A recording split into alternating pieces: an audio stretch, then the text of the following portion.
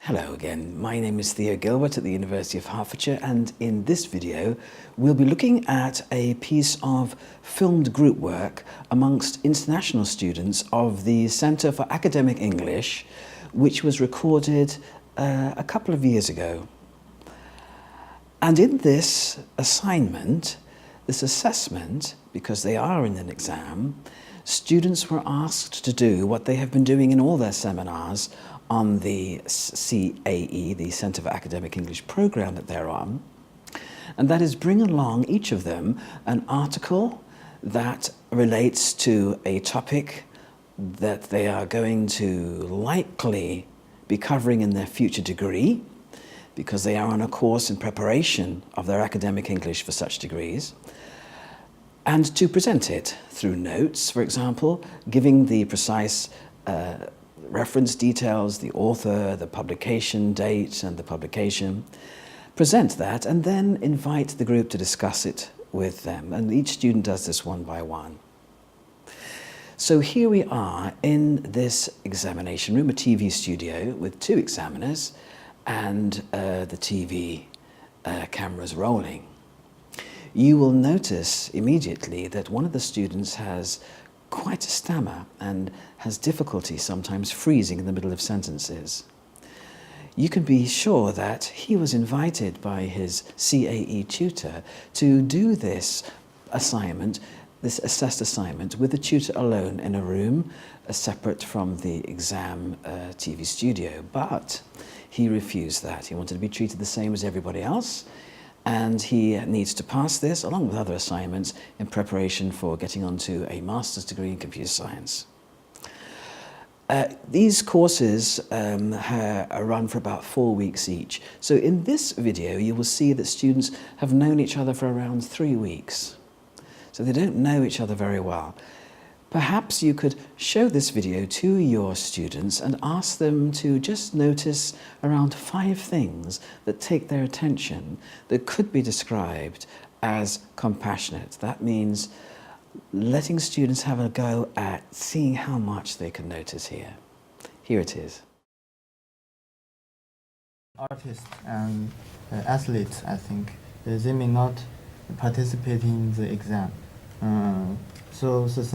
Do you think there are any negative effects of the university entrance exam for the Chinese students?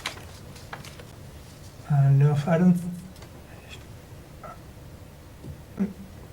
don't think that are connected to your mobile devices through the Bluetooth. You can use it as a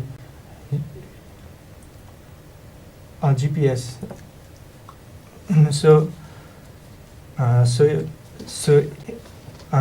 If you are in a new country and you want to find a hotel where you want to live, or you want to search for the nearest train station, then you can just ask to the Google Glasses, and it will show you where the nearest. I wonder what you and your students noticed about what was going on, particularly with the non-verbal body language in that film. It's important, you see, to sharpen up our micro-ethnographic skills. That is, our skills, and that term comes from anthropology, of really noticing what's going on in interactions between people. Because this skill is part of the first component of compassion, which is to notice distress. We can't do anything about it unless we notice it first. Now, let's have a look at that film again, together, and see what we notice now. We start here with this young man who has knocking knees virtually here. He's from northern China, feels quite shy in class. Do you think And he's going to have to ask the group a question.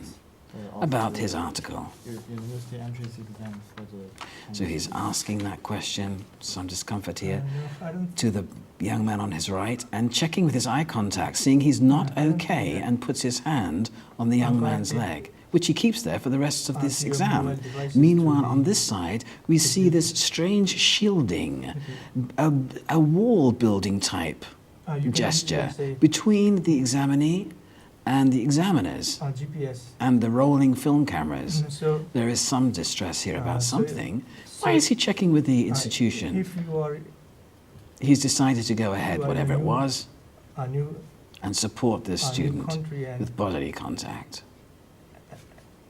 and you want The to knees are still knocking here, but the Yeah. arm doesn't move. This find a young man hotel where is you want going to live, to or you want throw this student off in a minute. Have a look. The checking, search for the nodding, nearest, the supporting. nearest You see it? train station. And he where you can taps. just- I and understand. you can just ask, But he comes back again. ask to the Google Glasses. I'm and still it will- here. will- And this student, I'm and- still and here. it will show you And the nodding. where the nearest. There was a lot to notice in that video, and everything meant something. It's worth remembering that none of the students in this video had been exposed to the compassion pedagogy in any way. So what we see here are students' natural resources of compassion, that caring motivation that is embedded and ingrained in the brain, that cannot be overcome even by the circumstances of each student's nervousness at being in this exam situation. How can we throw this resource away when we have so much work to do with it in the education system? In our next video, therefore, we will leave these heroes, these noble angels, as I would call them, Injong, Gagui, Tianxie, and look at how compassion is indeed, as we see in this film, very useful for working with diverse groups of students of very much ethnic difference between their communities, because compassion is internationally, cross-culturally valued and recognized. We'll think about that and how that really helps a lot in the classroom, and what sort of activities we can do with that to draw students closer together so that they too can experience and explore the micro skills of compassion at which they are evidently so good.